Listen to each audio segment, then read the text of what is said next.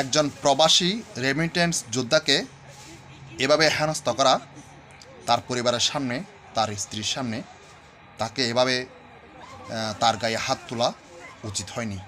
এটা এয়ারপোর্ট কর্তৃপক্ষের খুবই জঘন্যতম কাজ হয়েছে, খুবই জঘন্যতম কাজ হয়েছে।